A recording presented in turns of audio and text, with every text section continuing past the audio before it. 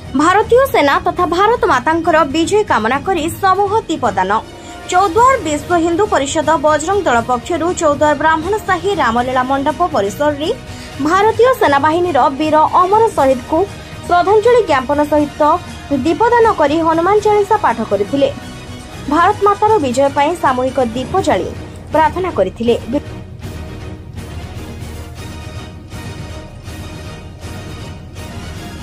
तन्मय Kumar Sahu Bharatiya Janata party कार्यकर्ता आज विश्व हिंदू परिषद और बजरंग दल तरफ गोटे दीप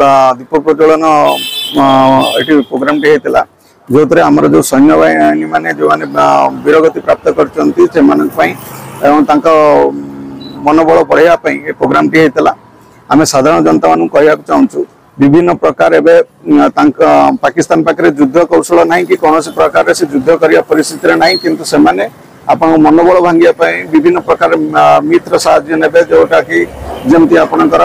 साइबर अटैक एवं न्यूज रे कही सारा हिलेरी डांस हिलेरी नामक गोटे आप कौन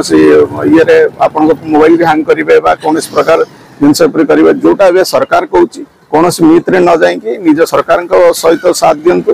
सरकार माने जो भाई मक डिल करते अभ्यास कर जो ब्लैकआउट हो सहर सारा से संपूर्ण लाइट बंद करदे कौन इन्वर्टर रू कौन लाइट नहीं दुकान कौटी बाहर लाइट लगातु ना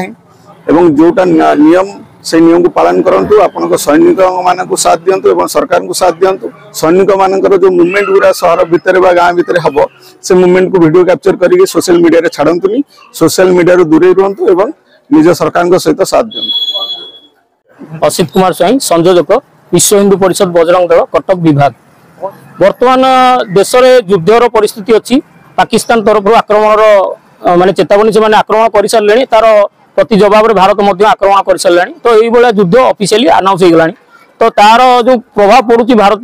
वर्तमान आमर बहुत धन जीवन क्षय होवार आशंका करुचु आ युद्ध निश्चय वर्तमान बहुत दिन धरी चलवार आशंका करा तो यही परिप्रेक्षी आमर साधारण नागरिक हिसाब से वर्तमान भारतीय सैन्य बाहिनी तथा देश को समर्थन कर समय आसी गतकाली जो बॉर्डर उपर आम 5 जन वीर जवान बलिदानी होती आम आज अश्लील श्रद्धांजलि ज्ञापन करने सामूहिक दीप प्रज्वलन करूँ भारतीय सेना को धैर्य तथा साहस प्रदान करने आम आराध्य प्रभु बजरंग बली पाखे ये श्रीराम पाखे प्रार्थना करने सामूहिक हनुमान चालीसा पठन करूँ। बर्तमान एक आह्वान आसी समग्र देशवासी को जाति धर्म वर्ण निर्विशेष समस्त एकाठी होगा एवं भारतीय सेना बाहिनी हाथ मुठा को मजबूत करवा। किसी लोक अच्छा वामपंथी विचारधारा तथा से भारतीय सैन्य बाहिनी को हारासमेंट कला भाया टिप्पणी दौरान आउ प्रश्नवाची सृष्टि कर जहाँफल मोराली डाउन हो भारतीय सेना बाहिनी मनोबल भांगी जाए परिस्थिति में आमर नैतिक कर्तव्य होमें उत्साह दबा जे भारतीय सेना आगे बढ़ो हम तुम्हारे साथ है। बर्तमान विश्व हिंदू परिषद बजरंग दल देशर अग्रणी युवा संगठन हिंदुत्ववादी संगठन विश्वर सर्वबृहत हिंदू संगठन तो आमर युवा बाहिनी जो अच्छा सब रक्तदाता हिसाब से भारत नंबर 1 स्थान ग्रहण कर तो ये परिस्थिति भी सरकार आह्वान कले तुरंत आम समस्त प्रकार साहाय्य जोगे देवाई प्रस्तुत होगी।